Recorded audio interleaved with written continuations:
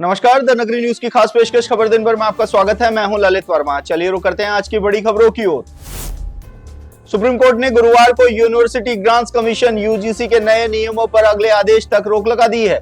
CJI Suryakant और justice Joy Mallya की bench ने कहा है कि इसके प्रावधान स्पष्ट नहीं है और इनका गलत इस्तेमाल हो सकता है। सुप्रीम कोर्ट ने केंद्र और यूजीसी को नोटिस जारी किए हैं, साथ ही नियमों का ड्राफ्ट फिर से तैयार करने का निर्देश दिया है। सीजेआई सूर्यकांत ने केंद्र से पूछा है कि हमने जाति विहीन समाज की दिशा में कितना कुछ हासिल किया है, क्या हम अब उल्टी दिशा में चल रहे हैं। यूजीसी 13 जनवरी को अपने नए नियमों का नोटिफाइड किया था, जिसका नाम है promotion of equity and higher education institutional regulation 2026। इसके तहत कॉलेजों और यूनिवर्सिटी में एससी, एसटी, ओबीसी छात्रों के खिलाफ जातीय भेदभाव रोकने के लिए कई दिशा निर्देश दिए गए थे।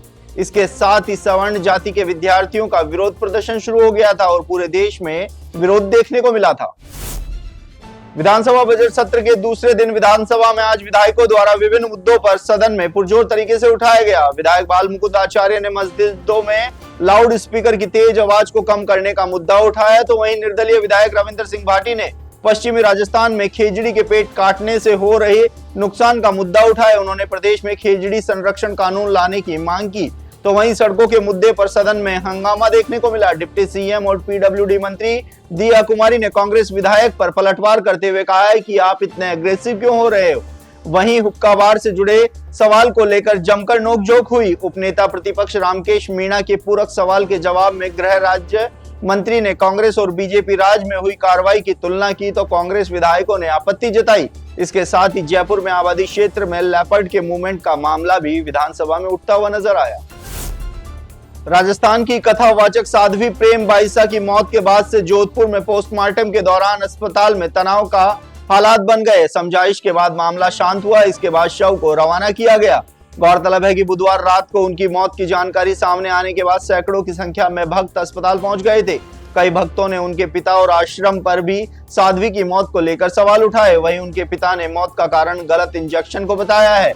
हालांकि मौत के करीब 4 घंटे बाद उनका एक कथित सुसाइड नोट सामने आया है। इस सुसाइड नोट को 6 महीने पहले हुई घटना से जोड़कर देखा जा रहा है। चांदी और सोने के दाम लगातार चौथे दिन अपने सबसे ऊपरी स्तर पर पहुंच गए। India Boolean and jewellers association के अनुसार आज 29 जनवरी को 10 ग्राम 24 कैरेट सोने का भाव 11,486 रुपए बढ़कर 1,76,121 रुपए पर पहुंच गया।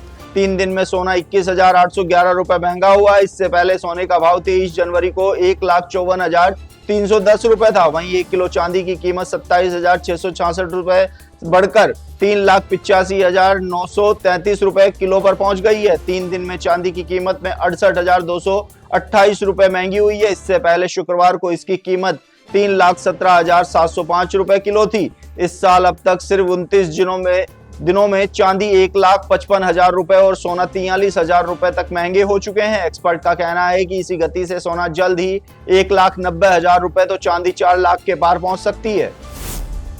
राजस्थान में बारिश ओलावृष्टि के बाद बदले मौसम से सर्दी फिर से तेज हो गई है। मौसम विज्ञान केंद्र जयपुर ने राज्य में आज भी 10 जिलों में घना कोहरा छाए रहने का अलर्ट जारी किया है। शीतलहर के कारण सीकर, अलवर सहित कई जिलों में दिन व रात के तापमान में करीब 4 से 5 डिग्री तक की गिरावट दर्ज की गई। तो वहीं 31 जनवरी से मौसम में फिर से बदलाव देखने को मिल सकता है। इस दौरान कई जिलों में आंधी बारिश का अलर्ट जारी किया गया है। राजस्थान में पिछले 24 घंटों में श्रीगंगानगर, हनुमानगढ़, सीकर, चूरू, झुंझुनू, अलवर के इलाकों में घना कोहरा देखने को मिला, जिसके चलते अधिकतर जिलों में दिन का पारा 25 डिग्री से नीचे दर्ज किया गया। वहीं 31 जनवरी से पश्चिमी विक्षोभ के एक्टिव होने से जयपुर, बीकानेर और भरतपुर संभाग के हिस्सों में बादल छाए रहने की चेतावनी भी मौसम विभाग ने जारी की है। भ्रष्टाचार निरोधक ब्यूरो डूंगरपुर इकाई ने कार्रवाई करते हुए पुलिस थाना दोवड़ा के कांस्टेबल प्रकाश चंद पटेल और हेड कांस्टेबल अशोक कुमार पाटीदार को 1,50,000 रुपए की रिश्वत लेते हुए रंगे हाथों गिरफ्तार किया है। भ्रष्टाचार निरोधक ब्यूरो के महानिदेशक पुलिस गोविंद गुप्ता ने बताया कि परिवादी से ऑनलाइन गेम के लेन देन और झूठे मुकदमे के डर का हवाला देकर आरोपीगण ने 2 लाख रुपए की रिश्वत मांगी थी। 28 जनवरी 2026 को सत्यापन कराए जाने पर आरोपी 1,50,000 रुपए लेने का सहमत हुए। एसीबी के उप महानिरीक्षक डॉक्टर रामेश्वर सिंह के सुपरविजन में पुलिस उप अधीक्षक रतन सिंह राजपुरोहित की टीम ने ट्रैप कार्रवाई कर दोनों आरोपियों को गिरफ्तार किया है। महानिरीक्षक पुलिस राजेश सिंह के निर्देशन में पूछताछ और कार्रवाई जारी है। मामले में भ्रष्टाचार निवारण अधिनियम के तहत प्रकरण दर्ज कर अग्रिम अनुसंधान किया जाएगा।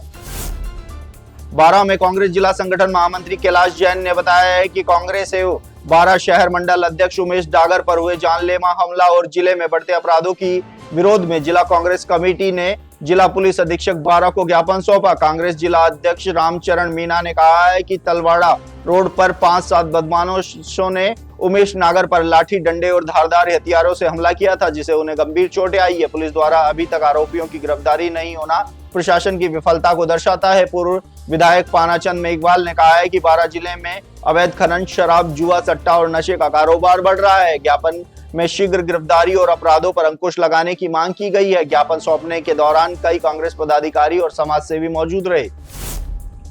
विश्व विख्यात मरु महोत्सव 2026 का परमाणु नगरी पोखरण में भव्य शुभारंभ हुआ। महोत्सव का आगाज रंगारंग शोभा यात्रा के साथ किया गया, जिसे शहर के ऐतिहासिक सालर सागर तालाब से जिला कलेक्ट्रेट से हरी झंडी दिखाकर रवाना किया गया। शोभा यात्रा का शुभारंभ जिला कलेक्टर प्रताप सिंह और पुलिस अधीक्षक अभिषेक शिवहरे, एसडीएम हीर सिंह चारण, तहसीलदार हजारी लाल और नगर पालिका अध्यक्ष मनोहर पुरोहित ने किया।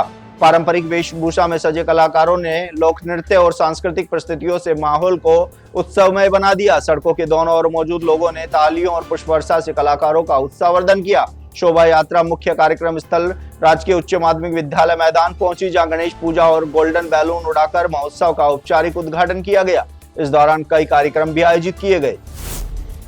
रियाबड़ी में यूजीसी बिल के विरोध में ब्रह्म समुदाय सेवा समिति के नेतृत्व में उपखंड अधिकारी कार्यालय परिसर में मौन प्रदर्शन किया गया। अध्यक्ष एडवोकेट रामकिशोर तिवारी के नेतृत्व में समिति के पदाधिकारियों और विभिन्न सामाजिक संगठनों के प्रतिनिधि बड़ी संख्या में उपस्थित रहे।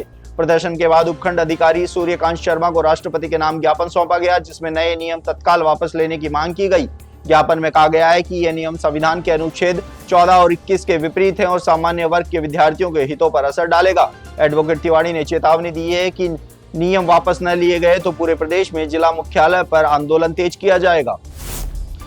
बारां में हाल ही में अंजुमन चुनाव में जीत दर्ज करके निर्वाचित हुए सदर मोहम्मद शाहिद मन्नू पठान का स्वागत सत्कार जारी है। बुधवार को पठान वेलफेयर सोसाइटी ने निजी होटल में नवनिर्वाचित सदर मन्नू पठान का स्वागत किया। सोसाइटी के सदर मोहम्मद इलियास पठान के नेतृत्व में सभी सदस्यों ने माला और शॉल उड़ाकर उन्हें मुंह मीठा करवाया और मुबारकबाद पेश की। इस अवसर पर पूर्व ईदगाह सदर साजिद खान लजीज, पूर्व पार्षद जाकिर खान, मास्टर मुमताज खान, रईस खान, जुगनू पठान, राजू खान, अलीम पठान, मतीन पठान, मुबारक पठान, हाजी हाफिज आशू पठान, फिरोज पठान, इशरत खान और एडवोकेट परवेज पठान सहित सोसाइटी के अन्य शुरा सदस्य भी मौजूद रहे। कार्यक्रम के सदस्यों ने नवनिर्वाचित सदस्य मन्नू पठान के भविष्य के लिए शुभकामनाएं दी और उनका उत्साहवर्धन स्वागत भी किया।